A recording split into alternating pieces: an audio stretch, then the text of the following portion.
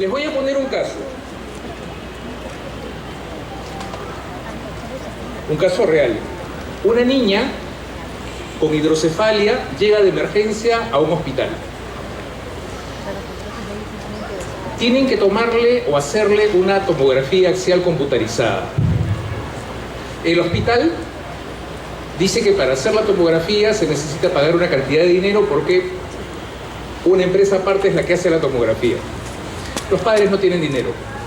Y entonces tienen que llevar a la niña a otra estructura sanitaria, le hacen la tomografía, regresa. Lamentablemente estaba en una situación de particular gravedad, entra en estado de coma y a los 2 o 3 días muere de un paro respiratorio. El padre demanda a la estructura sanitaria. Y acá hay una serie de preguntas que hacer, ¿no? Primera pregunta, ¿es responsabilidad contractual o extracontractual? Ojo que estamos hablando de una atención de emergencia. Segunda pregunta, ¿qué normas aplico? Tercera, porque no todos lo saben, hay una tutela civil, Poder Judicial, y una tutela administrativa. Antes Indecopi y hasta hace relativamente poco, un mes, su salud. No sé si están enterados que la Superintendencia Nacional de Salud ahora ve la tutela administrativa del consumidor paciente con respecto a las estructuras sanitarias. Entonces, vamos a comenzar a desarrollar esto. Y vamos a hacer un análisis de responsabilidad civil y administrativa, justamente. Código de Protección del Consumidor, Código Civil. Generalmente se utiliza un artículo del Código Civil, que es el artículo 1762. El artículo 1762 del Código Civil nos dice lo siguiente: si la prestación de servicios implica la solución de asuntos profesionales sobre problemas técnicos de especial dificultad, el prestador de servicios no responde por los daños y perjuicios, sino en caso de dolo o culpa inexcusable. Ojo, que este artículo solamente debería ser utilizado cuando se trata de un asunto profesional o un problema técnico de especial dificultad. Para sacar un diente, para una prostatectomía, para una histerectomía, el avance de la ciencia es tal que no se puede hablar de especial dificultad. Obviamente estamos frente a una operación sumamente delicada. ¿Por qué? Porque este es un régimen especial. Si aplicamos las normas básicas de responsabilidad contractual, saben de que frente a cualquier incumplimiento se presume la culpa leve y el dolo y la culpa inexcusable tienen que ser probados. Fíjense que el régimen del 1762 establece solamente dolo y culpa inexcusable, no cabe la configuración de culpa leve. Pero ahora viene la pregunta: ¿contractual o extracontractual? La responsabilidad del médico. Max Álvarez, que hace una rinoplastía y se olvida de analizar si la chica tiene piel queloide o no. Y la pobre chica termina con un queloide de este tamaño en la nariz. A ver, levanten la mano los que creen que es extracontractual. Nadie. Levanten la mano los que creen que es contractual. 1, 2, 3, 4, 5. ¿El resto no opina, no piensa o hace demasiado calor? De nuevo, por favor. Me gustaría que haya gente que participe un poquito más, o que sea levantando la mano. Y sin hablar por el celular, por favor. A ver, de nuevo, extracontractual. ¿Cuántos? Bien alto. 10, 15. ¿Contractual? Es contractual, señores. Es contractual. ¿Saben qué pasa con nuestros operadores jurídicos? Que cuando ven daños, la persona se murió o perdió una pierna o un brazo, inmediatamente asimilan responsabilidad extracontractual. Pero ojo, la responsabilidad del médico es una responsabilidad contractual. Tú pagas para que el médico te cure. Tan sencillo como eso. Pero acá hay una cuestión de discusión. ¿Pero qué pasa con la atención de emergencia? Porque en la atención de emergencia hay una norma que te impone a atender al paciente. Y ojo, y acá viene la pregunta. Cuando se trata de responsabilidad médica, ya hemos dicho que es contractual, ¿qué aplico? ¿El Código Civil o la Ley General de Salud? Les cuento que la Ley General de Salud tiene normas específicas, y es por donde vamos a ir. Fíjense que hay algunos casos en los cuales incluso el Poder Judicial ha dicho que se trataba de zona gris en la mala atención médica, y no hay ninguna zona gris. Se presentó un caso lamentable de un niño al cual le hicieron una transfusión con sangre contaminada y al pobre niño lo contagiaron de SIDA. En este caso, la Corte Superior de Lima, Tercera Sala Civil, en el año 2015, establece que en las estructuras sanitarias hay una obligación tácita de seguridad. No solamente es la transfusión de sangre, sino que obviamente una sangre que no esté contaminada. Esto que es de sentido común, ¿no?, también lo asimiló el Poder Judicial. Ahora, les repito, acá se habla de obligación tácita de seguridad, pero siempre del marco de la responsabilidad contractual. Entonces, lo primero que debemos de tener sentado es que en materia de responsabilidad médica es una responsabilidad contractual. ¿Por qué? Porque hay justamente un contrato entre el médico y paciente, una relación jurídica entre médico y paciente. ¿Qué normas aplico desde el punto de vista de responsabilidad civil? Ojo, no solamente el Código Civil, sino la Ley General de Salud, y ya vamos a analizar a qué artículos nos estamos refiriendo. Y a veces, lamentablemente, los médicos pues inventan sus pretextos para no ser responsables, ¿no? Y en el caso de las malas transfusiones de sangre, la sangre contaminada, dicen periodo de ventana. ¿Qué es esto del periodo de ventana? Que el virus incuba y uno no se da cuenta, ¿no? Y lamentablemente después se apareció. Ok, admitamos que existe el periodo de ventana. ¿Quién tiene que asumir los riesgos del periodo de ventana? De nuevo, ¿quién cree que el paciente, los padres o ese pobre niño, tiene que asumir ese periodo de ventana? Levante la mano. ¿Quién cree que esto tiene que ser asumido por la clínica o el hospital? Es hasta sentido común. En el análisis económico del derecho hay una doctrina que es la del cheapest cost avoider. ¿Qué significa? Que es responsable a quien le resulta más barato asumir los costos de prevención. Tan sencillo como eso. Y entonces los costos de prevención para detectar si hay o no periodo de ventana los tiene que asumir la estructura sanitaria. Tan sencillo como eso. Les pongo otro caso, ¿no? Y a propósito de ese caso vamos a desarrollar evidentemente los esquemas conceptuales. A un señor que le hacen una prostatectomía, pero se la hacen mal.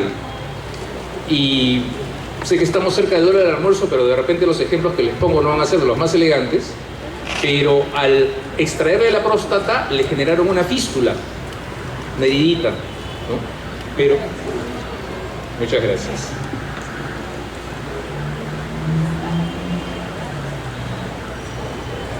Le generaron una fístula en la pared del colon y en la pared de la vejiga, de tal manera, o de los conductos por donde sale la orina, perdón, y se produjo una melange, o sea, una combinación, porque lo que surgió es que el pobre hombre se le confundían los conductos. Creo que me entienden perfectamente. Tuvieron que hacerle una segunda intervención, una tercera intervención, y después tuvieron que poner una bolsa de colostomía. ¿Qué significa? Desvían el colon para que el señor defeque por la altura del estómago en una bolsita, y una descistostomía para que orine de esa manera. Estuvo una buena cantidad de meses así. ¿Saben cuánto duró el proceso? 10 años. 10 años. 10 años se demoró el Poder Judicial en dar un fallo de este tipo.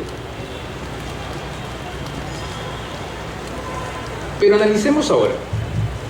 Vamos a dividir esto en la regla general y la regla específica. Primero hablemos de la responsabilidad del médico y después hablemos de la responsabilidad de la estructura sanitaria.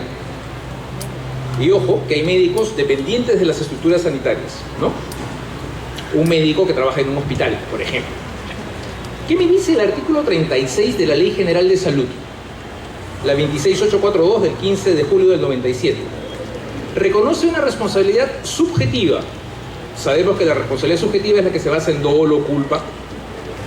de los profesionales técnicos y auxiliares en el campo de la salud al establecer lo siguiente: son responsables por los daños y perjuicios que ocasionen al paciente por el ejercicio negligente, imprudente e imperito de sus actividades. Entonces ya saben, cuando quieran individualizar la responsabilidad de un médico, artículo 36 de la Ley General de Salud, responsabilidad subjetiva. Me dirán, sí, pero en responsabilidad contractual tenemos tanto responsabilidad objetiva y subjetiva. Responsabilidad subjetiva cuando estamos frente a una obligación de medios y una responsabilidad objetiva cuando estamos frente a una obligación de resultados. Y volvemos a los casos de los cirujanos plásticos, ¿no? El que prometió la nariz perfecta, el cuerpo perfecto, la parte que se les ocurra perfecta, y no lo hace. Un sector de la doctrina, ojo, califica este supuesto como una obligación de resultados. Tengan en cuenta que según las coordenadas legislativas solamente podríamos hablar de una responsabilidad subjetiva. El tema se soluciona de una manera muy sencilla. El estándar de diligencia que le tenemos que pedir al cirujano plástico es más elevado, definitivamente. ¿Por qué? Porque se ha comprometido a un resultado. Pero también tenemos la responsabilidad de la estructura sanitaria. Artículo 48 de la misma ley, de la Ley General de Salud. El establecimiento de salud o servicio médico de apoyo es solidariamente responsable, importante, por los daños y perjuicios que se ocasionen al paciente derivados del ejercicio negligente, imprudente o imperito de las actividades de los profesionales técnicos auxiliares que se desempeñen en este con relación de dependencia. Ojo, si estamos frente al escenario de un médico dependiente de una estructura sanitaria, de un hospital, de una clínica, hay responsabilidad solidaria tanto del médico como de la estructura sanitaria. ¿Según qué? Artículo 48 de la Ley General de Salud. Entonces el artículo 36 para la responsabilidad del médico individualmente considerado, más el artículo 48 para establecer la responsabilidad solidaria, objetiva, se entiende, de la estructura sanitaria. Pero, ¿qué pasa con los médicos que no son dependientes? El segundo párrafo del 48 nos da la respuesta. Es exclusivamente responsable por los daños y perjuicios que se ocasionan al paciente por no haber dispuesto o brindado los medios que hubieran evitado que ellos se produjeran, siempre que la disposición de dichos medios sea exigible atendiendo a la naturaleza del servicio que se ofrece. Hay casos en los cuales el médico independiente, que ya sabemos que responde vía artículo 36 de la Ley General de Salud, alquila las instalaciones o la infraestructura de una clínica, por ejemplo, el quirófano. En este caso, se entiende de que si, por ejemplo, hay un caso que es recurrente, el apagón, ¿no? Y se apaga el instrumentario con el cual, o no funciona el instrumentario con el cual tiene que ser intervenido el paciente y se le producen daños, esta sería una responsabilidad exclusiva de la estructura sanitaria. También es cierto que muchas estructuras sanitarias hacen aparentar de que el médico es independiente, pero en realidad no. Acá lo que tenemos que utilizar es el principio de primacía de la realidad. Hay que investigar a quién pagó el paciente. Tan sencillo como eso. Si pagó a la clínica, ¿no? Por más que nos enseñen un contrato de que el médico es independiente, la relación jurídica fue con la clínica y el médico actuó como dependiente. Si pagó al médico, evidentemente estamos en una responsabilidad que es de este, solo de este. Y esto es importante porque recordarán que el Código Civil tiene otras reglas. El artículo 1981 del Código Civil regula una responsabilidad solidaria del principal por los hechos del dependiente, pero sí es extracontractual. Y el 1325 regula una responsabilidad del deudor por los hechos del tercero del cual se vale. Pero acá lo que tenemos que aplicar es el principio de especialidad. Repito, el artículo 48 de la Ley General de Salud. Ahora vamos a la responsabilidad administrativa. Sabemos que hay un Código de Protección de Defensa del Consumidor, ¿no? Desde el año 2010. Sabemos que la relación de consumo es entre un consumidor y un proveedor. Y los médicos son proveedores, desde el punto de vista administrativo, ¿no? Leo rápidamente la definición de proveedor. Personas naturales o jurídicas de derecho público o privado que de manera habitual fabrican, elaboran, envasan, hacen una serie de operaciones respecto a productos o servicios que están destinados a los consumidores. ¿Y quiénes son proveedores? Punto 4, los prestadores, personas naturales o jurídicas que prestan servicios a los consumidores. Médicos, notarios, por ejemplo, son proveedores, aunque los notarios no lo quieran aceptar. Ha habido un caso muy conocido de un notario que fue sancionado, no voy a decir el nombre, de Chiclayo, ¿no? Que habían dos maneras de hacer eran documentos de adquisición de propiedad. Uno era por escritura pública y otro era como un formulario establecido legalmente que costaba menos, evidentemente. ¿Y qué cosa hacía el notario? Les decía a los clientes que solamente se hacía esto con escritura pública y recibió una sanción. Pero bueno, entonces, ¿cuáles son los requisitos de un proveedor? Ojo que estamos en el escenario de responsabilidad administrativa. Habitualidad, tiene que hacer continuadamente su trabajo, y independencia, Entonces, fíjense bien lo que les voy a decir. El médico dependiente, traslademos un ejemplo, un médico de un hospital cualquiera, y genera mala praxis, y la víctima, en todo caso el paciente, quiere irse vía, ya les he dicho, ahora ya no lo hace Indecopi, sino vía su salud, ¿no? Acá, para los efectos de la infracción, solamente va a ser considerado proveedor la estructura sanitaria, no el médico, porque para ser considerado proveedor, repito, se requiere el estatus de independencia. Entonces, el médico que trabaja en su consultorio privado de manera independiente, ese sí es proveedor. Y el Código de Protección y Defensa del Consumidor también tiene un artículo respecto a la prestación de servicios de salud, artículo 68 del Código de Protección y Defensa del Consumidor. Repito, estamos hablando de la responsabilidad administrativa. El establecimiento de salud es responsable por las infracciones al presente código generadas por el ejercicio negligente, imprudente o imperito de las actividades de los profesionales, de los técnicos o de los auxiliares que se desempeñen en el referido establecimiento, sin perjuicio de las responsabilidades que le correspondan a estos, ¿no? Responsabilidad de la estructura sanitaria, repito, responsabilidad administrativa. Y el 68.2 dice: el establecimiento de salud también es responsable por los actos de los profesionales que de manera independiente desarrollen sus actividades empleando la infraestructura o equipos del primero, salvo que el servicio haya sido ofrecido sin utilizar la imagen, reputación o marca del referido establecimiento, y esa independencia haya sido informada previa y expresamente al consumidor. Más o menos en los mismos términos, ¿no? Vale decir, acá lo que se tiene que tener en cuenta es el principio de primacía de la realidad, que, ojo, también lo recoge de manera explícita en el título preliminar del Código de Protección y Defensa del Consumidor, en el cual hay que ver a quién pagó el paciente para determinar si hay o no una relación de consumo. Pero acá les tengo que decir algo con pena y con sorpresa. Cuando han habido problemas de tutela al consumidor respecto de clínicas, no ha habido problema porque han considerado proveedores a las clínicas por los hechos de sus médicos dependientes. Pero curiosamente, cuando se trata de un hospital, dicen que los hospitales no califican como proveedores. ¿Por qué, según ellos? Porque un hospital atiende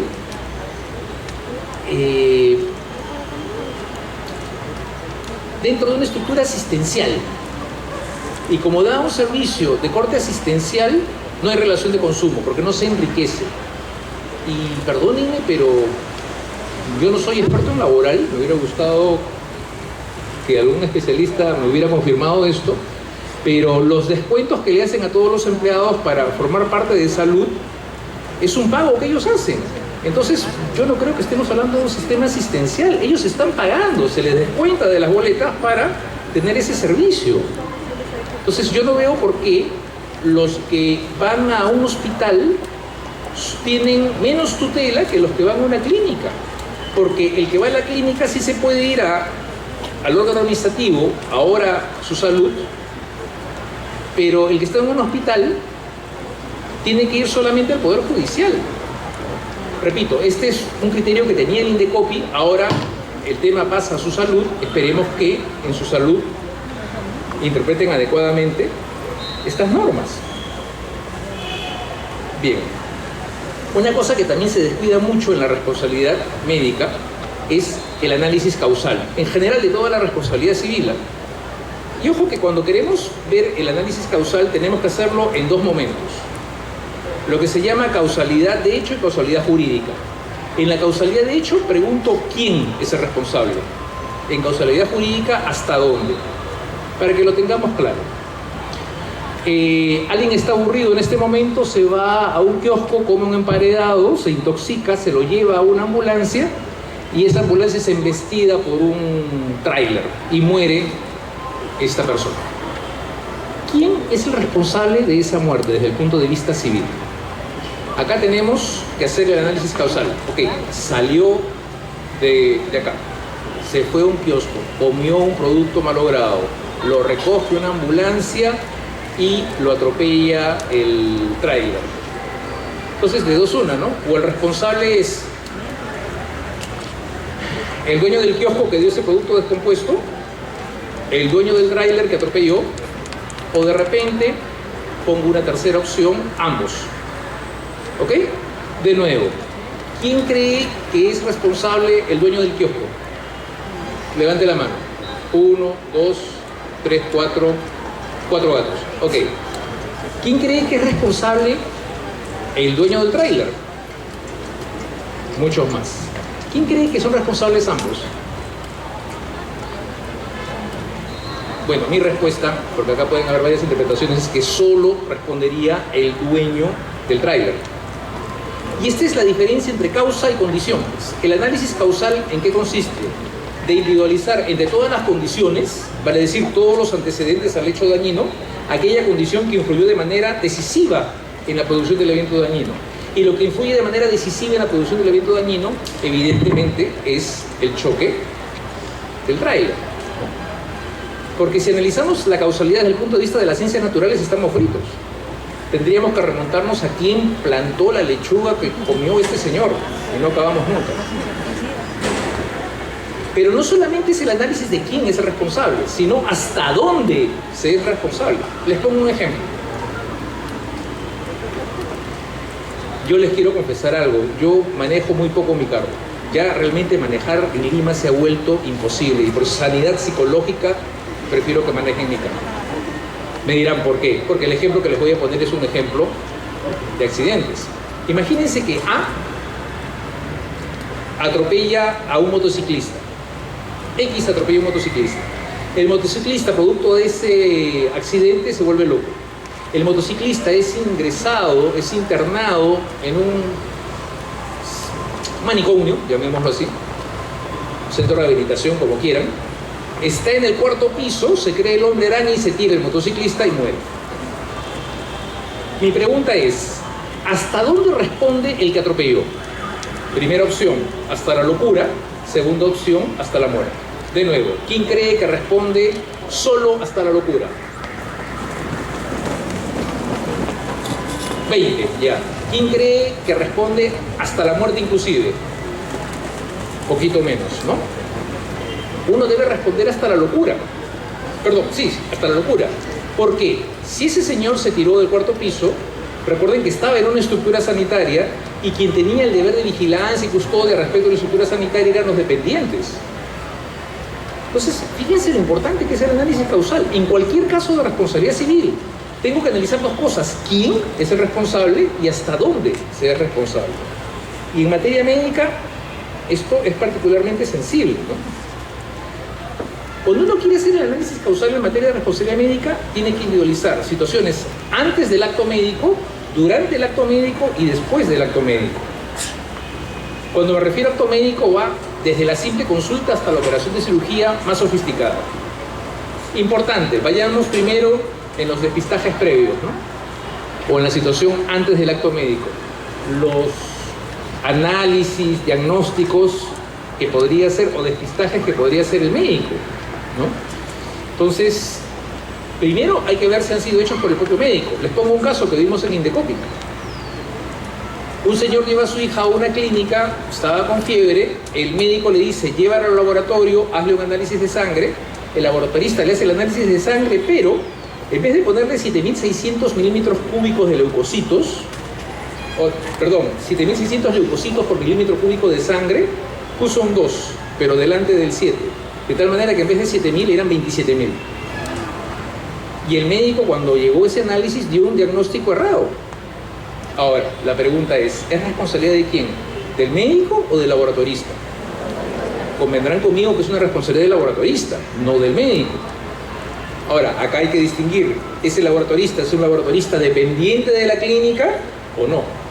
Porque si es dependiente de la clínica, habría una responsabilidad laboratorista, clínica. Y también, yo creo que acá también en Chiclayo a veces tenemos clínicas privadas, pero dentro hay un laboratorio, pero que dice qué laboratorio es, ¿no? En Lima, por ejemplo, en la Angloamericana, hay en la San Felipe. Ahí en la San Felipe hay un espacio que dice Laboratorio Roe, ¿no? Y evidentemente si hay un problema de laboratorio, ahí es clarísimo que el responsable es Roe, no la clínica. Entonces estamos antes del acto médico, pero también durante la propia intervención, ¿no? ¿Qué método empleó el médico, ¿no? Seguimos con los ejemplos poco elegantes, pero la vida es la salud y las cosas son así. Hubo un señor que le dio priaprismo. Es una enfermedad muy incómoda, que solamente le da a los hombres, que tienes el pene erecto durante horas. Y no es nada grato, porque es una enfermedad. El señor, y van a ver por qué es nada grato por lo que le pasó a este pobre hombre. El señor fue a las 36 horas de esto. El médico le aplicó una compresa muy fuerte y le puso una sonda de enorme grosor. Para hacerla breve, se le generó una necrosia. Y solamente se pudo salvar una tercera parte de lo que ya tenía. Dramático, ¿no? Cuando se hace la investigación, este es un caso que llegó al Poder Judicial, se determinó de que el priaprismo en la actualidad se trata con fármacos, adrenalina nada más. Entonces, si el médico hubiera utilizado el método adecuado, esta desgracia no hubiera podido suceder. Entonces, es importante analizar si el método utilizado por el médico fue el adecuado. Pero también hay que ver la última etapa, en el posoperatorio, después del acto médico. Les pongo otro caso. Un señor que jugaba tenis, se fractura, va donde un médico, y acá uno tiene dos posibilidades: o se le pone yeso o se le pone fijador externo. En este caso, el médico decidió ponerle fijador externo. Pero ¿qué pasó? El hueso no soldaba. Resultado, no obstante, el señor fue a visitar al médico después. Resultado fue que el señor se quedó cojo y obviamente nunca más pudo jugar tenis. Y lo que debió de haber hecho el médico en este tratamiento postoperatorio, ¿no? Es como se dio cuenta, o como debió haberse dado cuenta que no funcionaban los fijadores externos, le hubiera puesto el yeso. Y ahí no hubiera habido problema. Pero ojo, no solamente a propósito del médico, también del paciente, ¿no? A mí me han sacado la vesícula hace algunos años. Para aquellos que le han hecho apendicitis también lo sabrán, que inmediatamente después de esa intervención tiene que haber dieta blanda, nada de picantes, ¿no? Y convendrán conmigo que si una persona después de haberse hecho eso al día siguiente se come un tacu-tacu, es responsabilidad de ella, no del médico. Entonces el análisis causal hay que verlo antes, durante y después del acto médico. Y a veces se pueden presentar situaciones de pérdida de oportunidad. Les pongo un caso que se presentó en España y después un caso que se presentó en Talara. En España una señora va a una estructura sanitaria por una sintomatología determinada. Y en la estructura sanitaria le dicen, ok, tienes la enfermedad X, toma este tratamiento. Pasó el tiempo, regresó y hicieron bien el análisis y en verdad lo que tenía la señora era cáncer al pulmón. Que si lo hubieran detectado a tiempo, el destino hubiera sido diverso, porque después la señora se murió. Cuando se le interpone la demanda a la estructura sanitaria, fíjense lo que le responde: es que la sintomatología de la enfermedad X y el cáncer al pulmón es más o menos la misma. Con mayor motivo, debieron hacer todos los despistajes del caso para descartar si era una u otra, teniendo en cuenta que estaba en peligro la salud de la persona. Y entonces fíjense que el daño acá no es por no haber curado, sino por no haber detectado a tiempo una enfermedad, haciéndole perder la posibilidad a esta persona de atacar su enfermedad al inicio. Esto ya no es un tema de daño emergente, lupus cesante, sino es un daño por pérdida de oportunidad. O sea, ese ejemplo que seguramente se los han puesto en clase, que muere el caballo de carrera y la pérdida de oportunidad son las carreras que no pudiste ganar, sí, desde el punto de vista patrimonial, pero también pueden haber pérdidas de oportunidades desde el punto de vista extrapatrimonial, o como en ese caso de la señora en Talara, que era una dependiente de Petroperú, que no le detectaron un cáncer a los senos en su momento, ¿no? Y obviamente se sancionó por no haber detectado ese cáncer a tiempo, cuando sí lo pudieron haber hecho.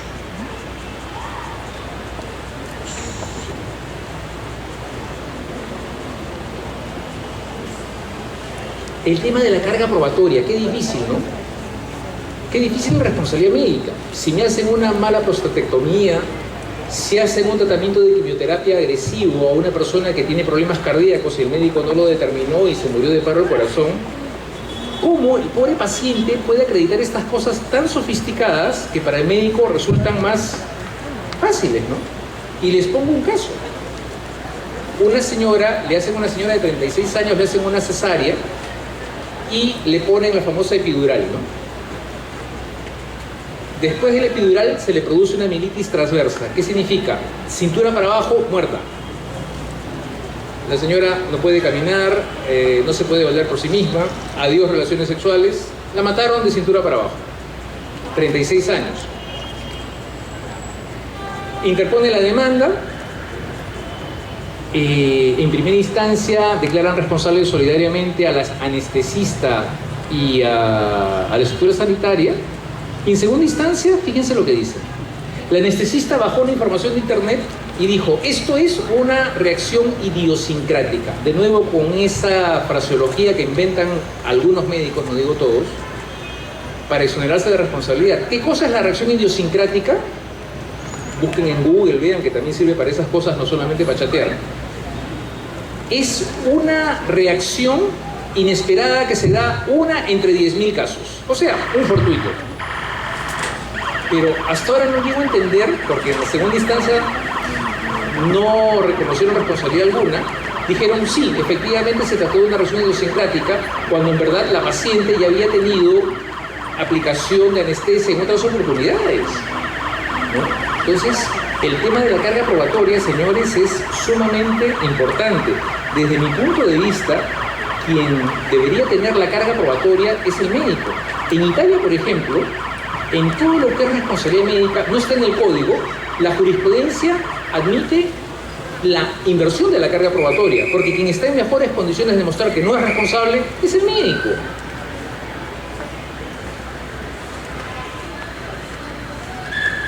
Y lo último, y con esto me voy. Vuelvo al inicio. ¿Y qué pasa con la atención de emergencia? Si hacen una mala praxis derivada de una atención de emergencia, ¿es responsabilidad contractual o extracontractual? Porque una cosa es cuando vas donde el médico, pagas, etc.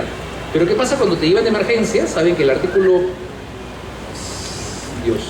Bueno, creo que es el 4. Uno de los primeros artículos de la Ley General de Salud, ya me acordé, 4, establece de que uno tiene que dar el consentimiento informado para las intervenciones o para cualquier acto médico, salvo en atención de emergencia. Entonces no hay consentimiento, sino que te atienden porque si no te mueres. Pero ¿qué pasa si hay una mala praxis derivada de eso?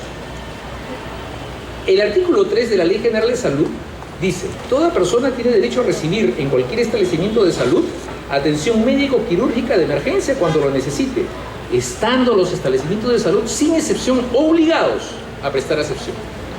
Y acá hay discusión en la doctrina. Un sector de la doctrina, como lee la palabra obligado, dice: en el derecho hay obligaciones autónomas, las que nacen de la autonomía privada, de acuerdo entre las partes, y heterónomas, las que son impuestas por ley. Acá es impuesta por ley y por consiguiente es una responsabilidad contractual.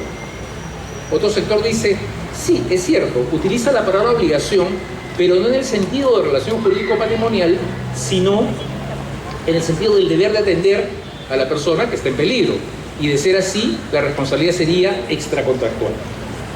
Acá, les soy sincero, hay argumentos para manejar o para discutir si se trata de una u otra.